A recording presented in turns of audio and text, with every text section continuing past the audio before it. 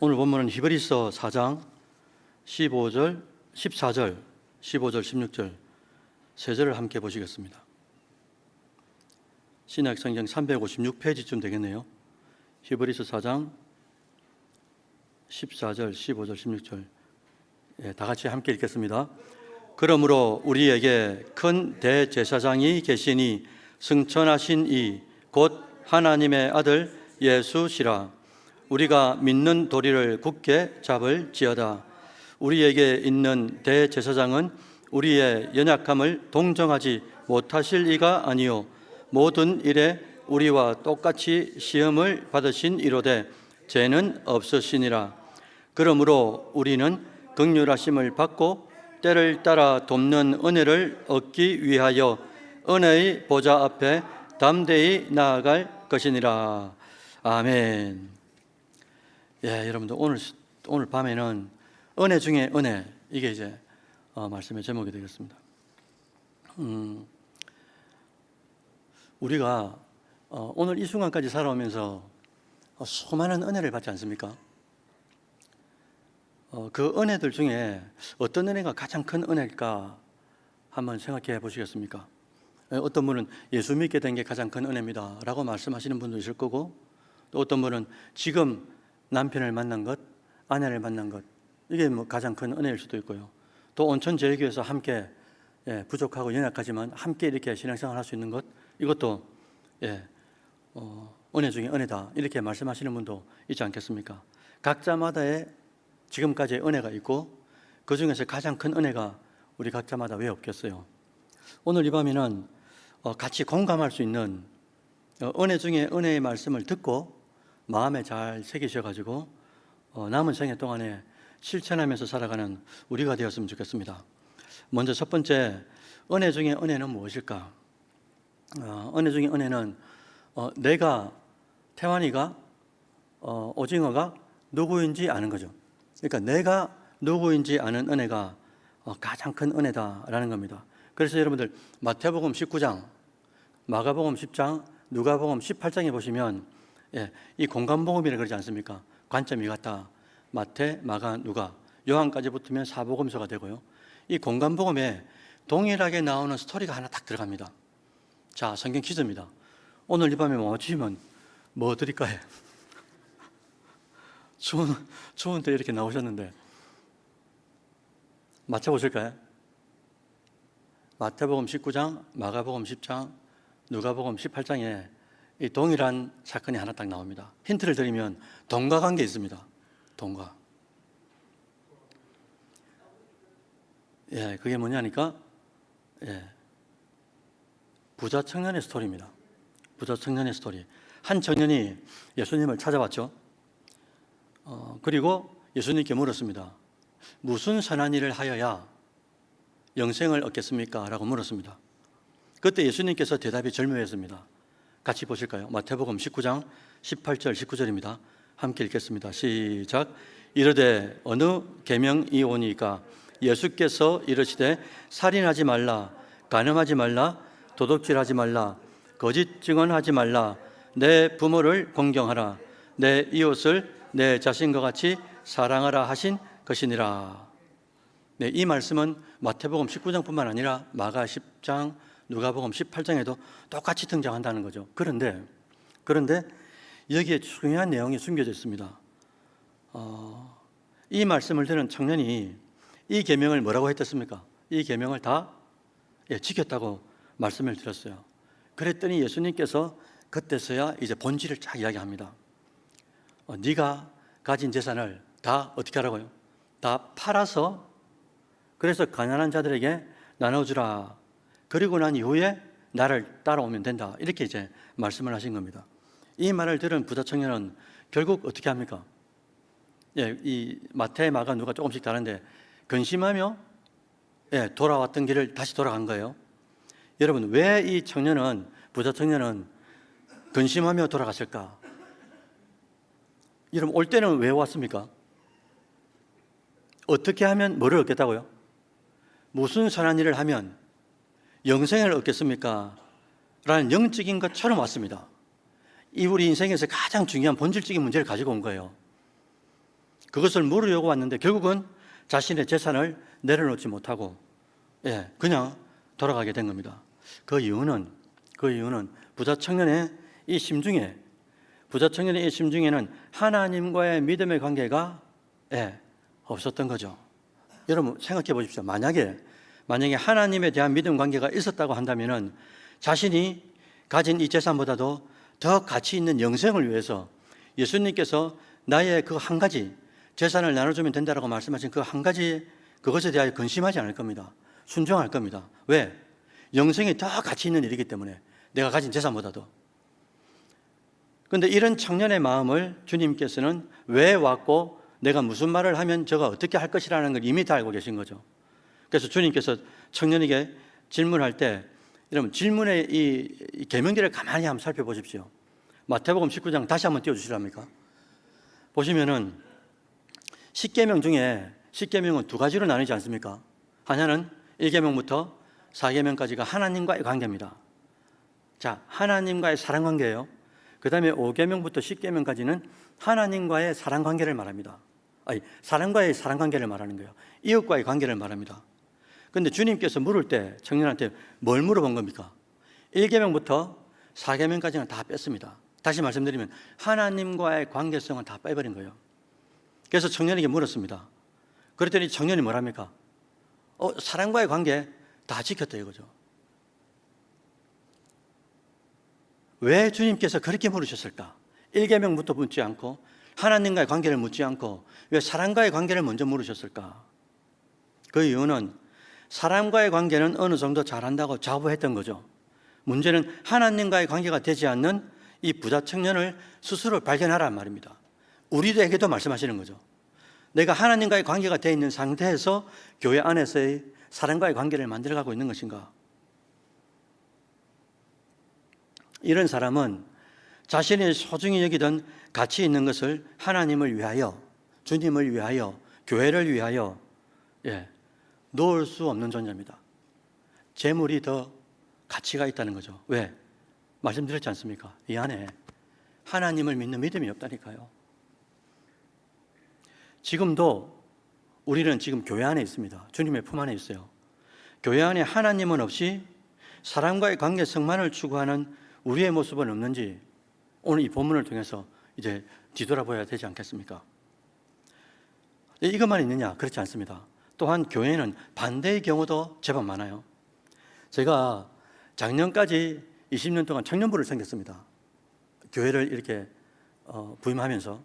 그런데 올해 처음 청년부를 나와봤습니다. 그리고 시니어부를 섬겼습니다. 이전에 교회 생길 때, 청년들을 섬길 때 이런 청년이 있었습니다. 이 청년은 예배를 안 빠집니다. 그리고 기도도 열심히 합니다. 순별로 모여가지고 선후배들 모여서 쉐어링을 할 때도 하나님을 그렇게 이제 주어 삼아 이야기를 잘하는 청년이에요. 그런데 여러분들 놀랍게도 이 청년 주변에 다른 청년이 함께하지 않는 겁니다. 자, 여러분 질문 드립니다. 왜 그럴까요? 예배도 안 빠지고 기도도 열심히 한다 하고 말끝마다 하나님을 이야기합니다. 왜 그럴까?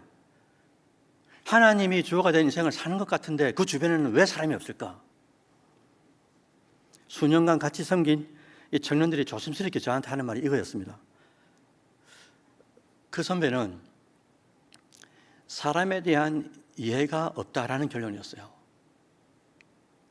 여러분 오늘 본문에서 15절에 엄청나게 중요한 말씀을 하십니다. 그게 바로 예수님은 누구신가라는 거예요. 그 예수님이 15절에서 말씀하시기를 우리의 우리의 연약함을 동정하지 못하실 리가 아니다 라고 이중부정을 하고 있습니다. 이건 역으로 말하면 강한 긍정이라는 말이잖아요. 예수님은 우리의 연약함을 동정하신다는 말이죠. 여러분 동정이라는 한자를 한번 풀어보십시오. 동정, 같은 감정을 가진단 말입니다. 우리 연약한 우리를 보고 연약한 우리의 감정을 같이 가진다는 거예요. 여러분 예수님은 누구보다도 인간에 대한 이해가 깊으신 분입니다. 하나님의 시각으로만, 예수님의 시각으로만 인간을 보지 않는다는 거예요. 완전한 인간이기 때문에 또한 인간의 눈으로 인간을 보는 그런 인간을 이해하려고 하는 그런 것들이 주님께도 있단 말입니다. 만약에 역으로 생각해 보십시오. 하나님의 눈으로만 인간을 보려고 한다. 그럼 어떻게 되겠습니까? 정죄가 되고 긍휼이 없는 정죄만 나간다는 거죠. 그래서 우리 주님은 15절에 말씀하신 것처럼 하늘 신적 존재가 하늘의 영광을 다 내려놓고 인간으로 오셔서 그 모든 모멸감을 다 느끼고 측근에 있었던 제자들로부터 배신을 다 받았습니다. 그렇게 당하면서도 친히 우리를 이해하셨다는 거예요. 그런데 우리는 이런 인간 이해가 없이 자기만 거룩한 것으로 오해하죠. 오해. 이걸 오해라 그러지 않습니까? 그러니까 자기만 거룩한 것으로 교만하죠. 그리고 주변에 사람은 없고 함께 대화하는 것이 거북해지는 이런 상황이 생긴다고 할 때 좀 태완이 스스로가 뒤돌아봐야 되지 않겠습니까? 내 스스로가. 그래서 여러분, 내가 누군지를 아는 것은 진짜 은혜 중에 은혜가 맞는 거예요. 내 안에 배설물로 가득 찬 존재다라는 거 인식하는 사람, 그리고 하나님의 진노가 내 머리 위에 지금도 점점 쌓여져 있다는 것을 인식하고 사는 사람. 그래서 나는 본질상 진노의 사람인데, 진노의 자녀인데, 그래서 영원한 지옥불에 들어가서 영원토록 고통받아야 살아야 마땅한 존재인데 그걸 내가 알고 있는 사람. 그렇기 때문에 한순간도 주님의 은혜 없이는 살 수 없음을 이 일상 속에서 고백하면서 가난한 심령으로 살아야 하는 존재라는 것을 내가 아는 사람. 이것을 아는 것이 진짜 은혜 중에 은혜가 아니겠냐라는 거죠. 그렇게 내가 누구인지를 아는 은혜를 가지고 살아가는 여러분의 남은 인생이 되시기를 주의 이름으로 축원드립니다. 두 번째로 은혜 중에 은혜가 무엇일까? 오늘 본문 16절을 보시면 우리가 하나님의 보좌 앞에 어떻게 나가라고 말씀하셨어요? 담대히 나가야 하는 이유 두 가지를 말씀하십니다. 다시 말씀드리죠. 우리가 연약하고 부족하고 죄밖에 없는 존재지만 그럼에도 불구하고 하나님 보좌 앞에 나갈 수 있는 이유가 무엇이고 또 나갈 때 어떻게 나가야 되는지 두 가지 이유를 말씀하십니다. 그 첫 번째는 우리가 반드시 주님의 긍휼을 받아야 되는 존재이기 때문에 하나님께 나가야 되는 거예요. 하나님 앞에 나가지 않으면 긍휼함을 받을 수가 없지 않습니까? 그래서 하나님 앞에 나가는 이유는 하나님만이 우리에게 허락하시는 그 긍휼이 하나님께만 존재한다는 거죠. 여러분, 긍휼이라고 제가 종종 말씀드렸습니다. 긍은 불쌍히 여긴다라는 말입니다. 그런데 불쌍히 여기는데 우리가 마음으로만 불쌍히 여길 때가 얼마나 많이 있습니까? 그런데 이게 휼자가 딱 붙는단 말이죠. 휼자가 딱 붙는 순간에 어떻게 되느냐? 저쪽에 도움이 필요한 사람이 있습니다. 그런데 그 도움이 필요한 사람에게 실제적인 도움을 줄 수 있는 휼입니다. 그래, 도울 휼자를 쓰거든요. 불쌍히 여겨서 마음으로만 말로만 그렇게 하는 게 아니고 실제로 그 심령에게 그 사람에게 현 시점에서 앞으로 일어날 일에 대하여 진짜 필요한 것이 무엇인가라는 것을 실제로 돕는 걸 긍휼이라고 그런다는 거죠. 그래서 하나님께서 우리에게 긍휼을 베푸는 이유가 뭐냐? 우리가 연약하기 때문에 죄에 빠질 수밖에 없음을 하나님이 너무나 잘 아신다는 거죠. 그래서 우리에게 주시는 그 다음에 은혜가 뭐냐 봤더니 회개할 수 있는 기회, 회개할 수 있는 은혜를 우리에게 긍휼함으로 베풀어 주시더라라는 겁니다. 그래서 요즘에 우리가 새벽마다 요한계시록을 보고 있지 않습니까? 지난번에 담임 목사님께서 요한 계시록 2장에 두아디라 교회를 설명하시는데 두아디라 교회를 하나님이 책망하시는 겁니다. 왜 책망하시는지 쭉 보니까 거기에 이렇게 딱 기록되어 있습니다. 회개할 기회를 갖지 않는다는 거예요. 하나님께서 두아디라 교회에 여러 가지 은혜를 베푸시는데 그 은혜 중에서도 회개할 기회를 주시는데 그 음행에 대하여 회개치 않더라라는 것을 못 받고 있더라는 거죠.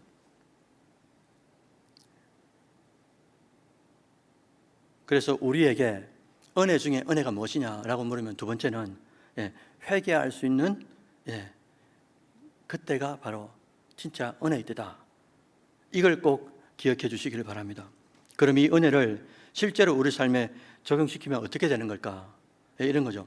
우리가 매일 그리고 매번 회개의 삶을 실제로 살고 있는지 진짜 우리 삶을 뒤돌아봐야 된단 말입니다. 여러분, 솔직히 마음속으로 한번 대답해 보십시오. 일주일을 우리가 살아가죠. 한 달을 살아가고 한 시간을 살아가고 분초를 살아갑니다. 이렇게 살아가면서 일주일 동안 한 번도 주의 보혈을 의지해서 회개하지 않고 교회에 와서 예배드리는 성도가 진짜 예수를 믿는 존재가 맞을까라는 의문이 생긴 거예요. 우리에게 은혜 중에 은혜는 하나님이 친히 베풀어 주신 긍휼로 인한 회개의 기회라는 겁니다. 그래서 우리는 얼마나 죄에 대해서 통회하고 회개하는지를 진심으로 우리 자신을 살펴봐야 된다는 거죠. 만약에 여러분들 예수 그리스도 첫 보혜사, 보호해 주시고 은혜 주시고 가르쳐 주시는 이 예수님만 보혜사로 존재할 것 같으면 성령이 우리 안에 들어올 이유가 없습니다. 맞지 않습니까? 예수님께서 승천하시고 제일 먼저 하신 보좌에서의 사역이 나를 믿는 자에게 고아처럼 벌어두지 않는다는 그 유언을 지키기 위해서 어떻게 합니까?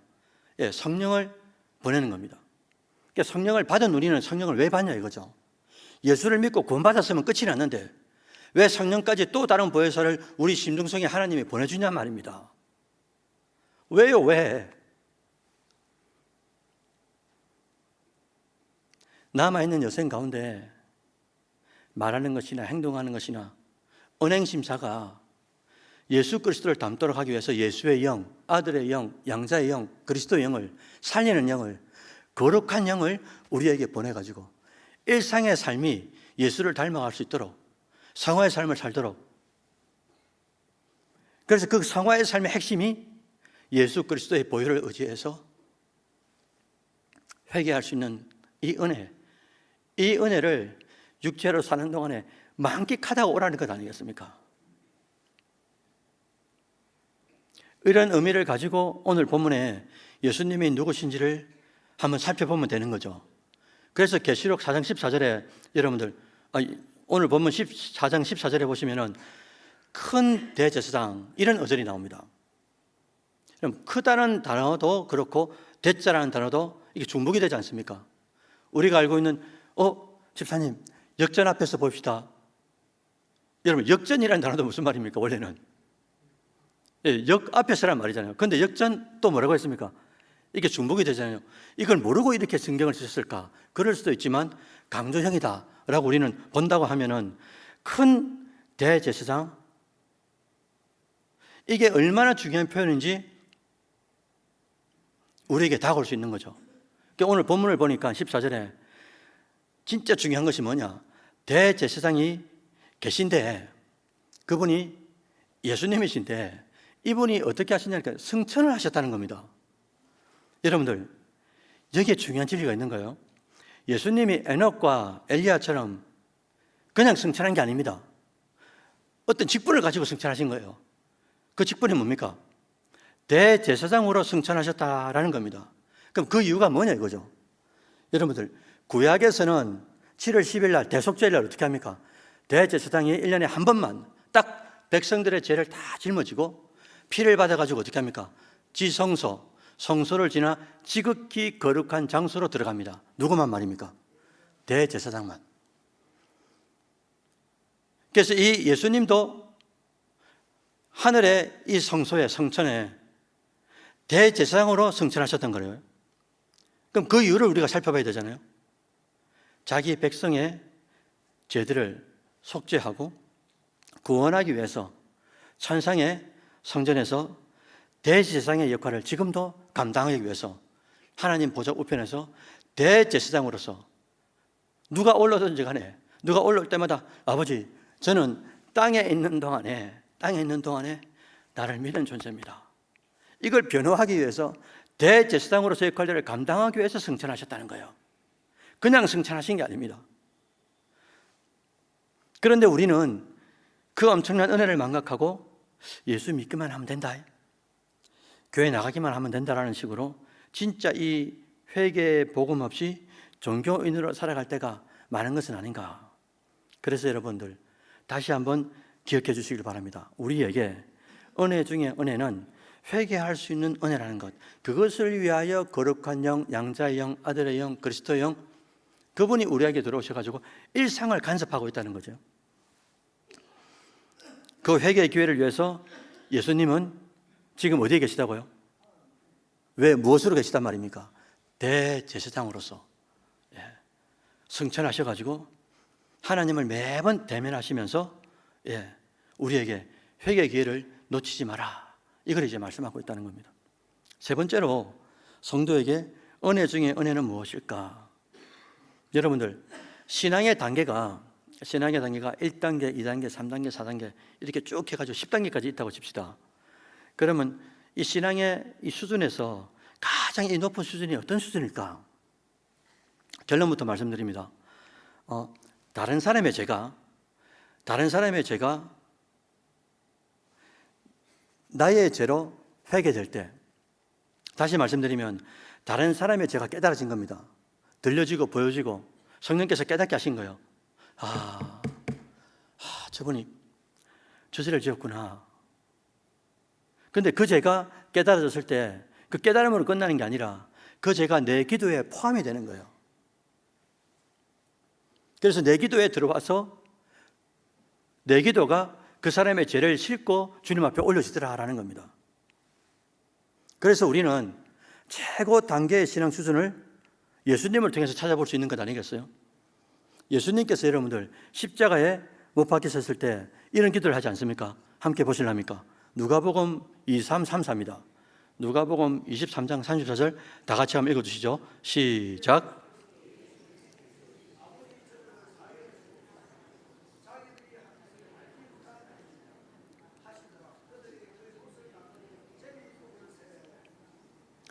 이에 예수께서 이르시되 아버지, 저들을 뭐 해달라고요? 용서해달라고 기도하는 겁니다. 왜 그러냐고 봤더니 모르는 거예요. 자기가 뭘 하는지 모르는 겁니다. 자기들이 하는 것을 알지 못하기 때문에. 그래서 예수님께서 그들의 죄를 지고 어떻게 하는 겁니까? 죄를 품고 예수님께서 성육신으로 오신 목적, 대속의 목적을 이루시는 거죠. 다시 말씀드리면 예수님의 기도에 그들의 죄가 담겨지는 겁니다. 이 수준, 이때가 하나님께서 보실 때 가장 고상한 신앙의 수준이 된다라는 거죠. 이렇게 말씀드리면 이런 반응을 하시는 분이 있지 않겠어요? 목사님, 우리는 신적 존재가 아니고 우리는 죄밖에 없는 존재 아닙니까? 그래서 여러분들 이것을 이해시키기 위해서 주님께서 구약과 신약에서 딱 나눠놨습니다. 출애굽기 32장 32절 함께 보실까요?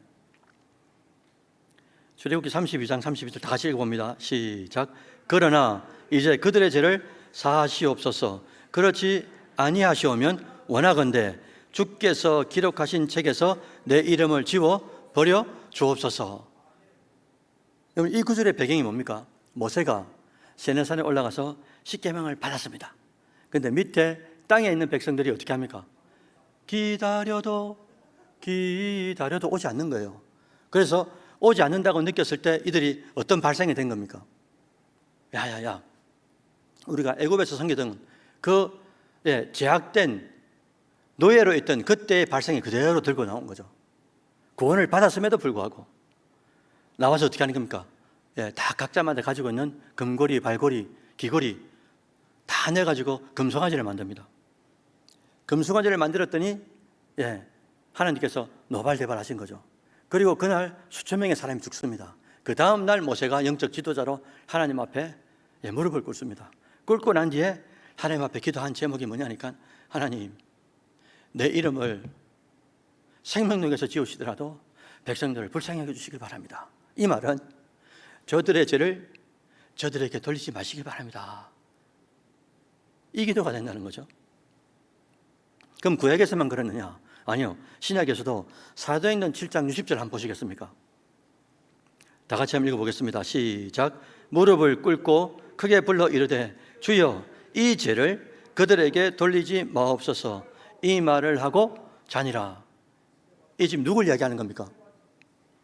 이 기도를 한 존재는 바로 스데반 안수 집사님입니다.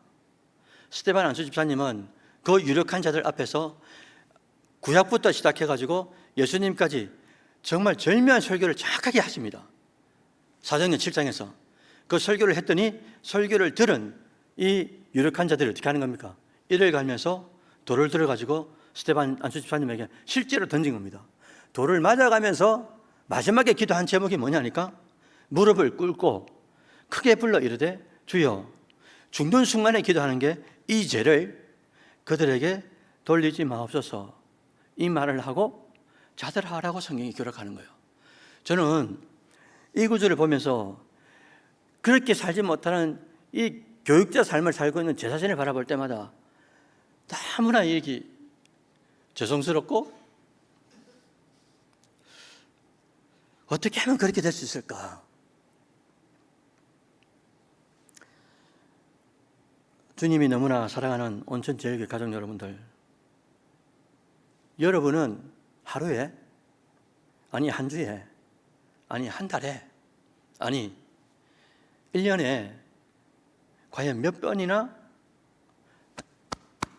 내 안에 다른 사람의 죄가 내 죄로 여겨져서 주님 앞에 드려지는지를 한번 체크해 보시길 바랍니다.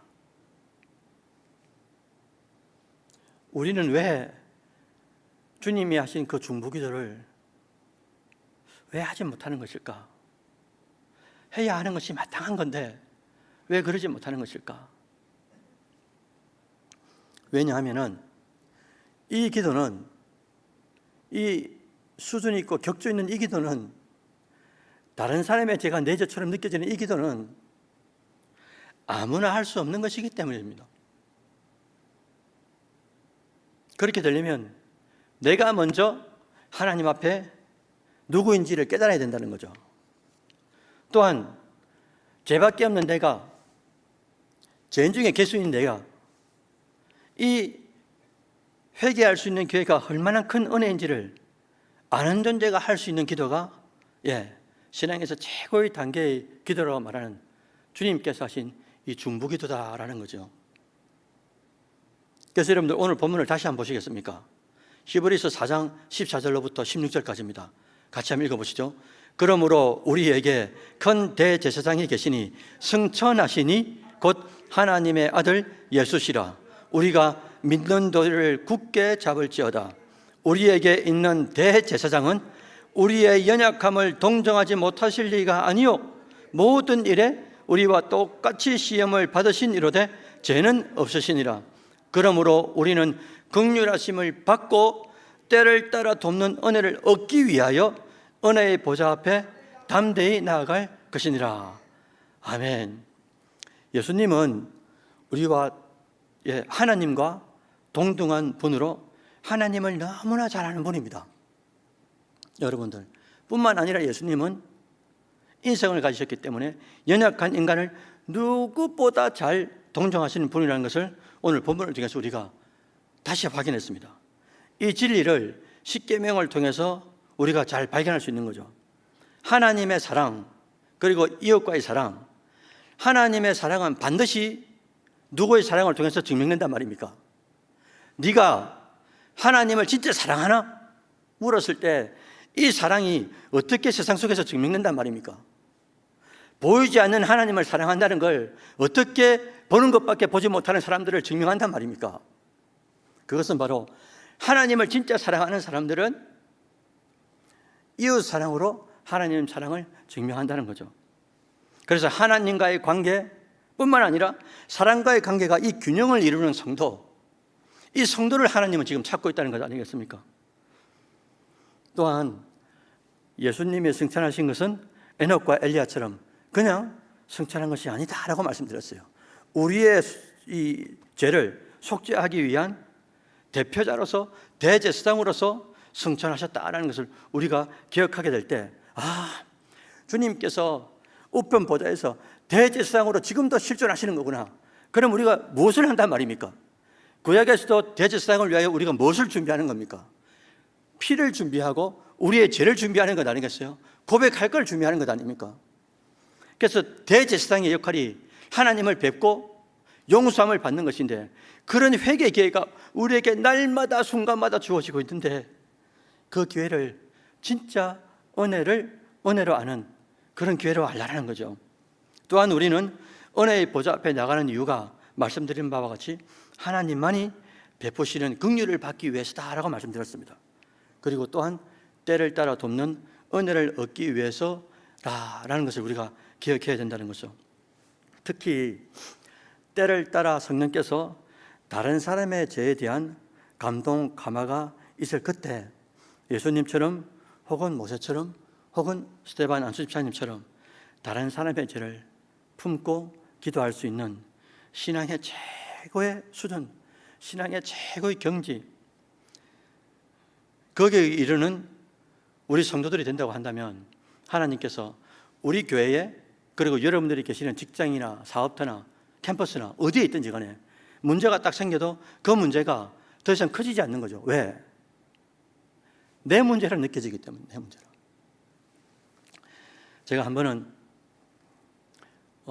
다레프에 3년 동안 사역을 할 때 우리 그 부목사님 중에 넘버원 목사님이 계셨습니다. 이 목사님이 50쯤 되셔가지고 이제 그 다레프의 어느 교회로 이제 부임하게 되신 거죠. 그래서 저하고 또 동생들은 이 목사님하고 부른 겁니다. 이제 담임 목사님이 되고 난 뒤에 불러서 갔습니다. 갔더니 형님 잘 지냈어요? 와, 교회 상가 교회인데도 그래도 너무나 이쁩니다. 이렇게 말씀드리고 예, 그랬죠. 그랬더니 태환아, 와요 형님. 이 담임 목회가 뭔 줄 아나? 이러더라고요. 저는 부목밖에 못 받지 않습니까? 그랬더니 이 형님이 하는 말이, 담임 목회자는 주일학교 아이, 유치부, 영화부의 아이가 한 명 다치지 않습니까? 그럼 그 다친 그 모든 그 상황이 나의 것으로 다 느껴진다는 거예요. 실제로 거기 교회가 한 70명, 80명 되는 교회였는데, 그러니까 이 형님이 하시는 말씀이, 태환아, 목자는 교회에 어떤 일이 생겨도 밑에 있는 가족들, 남편의 문제가 생겨도 그 문제가 내 문제로 느껴지게 깨닫게 하시기 때문에 하나님이, 그렇기 때문에 무릎을 안 꿇을 수가 없다라는 이걸 가르쳐 주시더라고요. 그걸 듣는 순간에 평생에 지울 수 없는 교훈이 되었습니다. 아, 목자는 그런 거구나. 어떤 문제가 생겨도 그 문제가 나의 것으로 다가오는 것, 이게 첫 번째 은혜고, 그것을 가지고 하나님 앞에 나아가는 것. 왜? 오늘 본문에 나오라고 하셨으니까. 나오라 이거죠. 하나님이 어떤 문제라도 가지고 나오라 이거죠.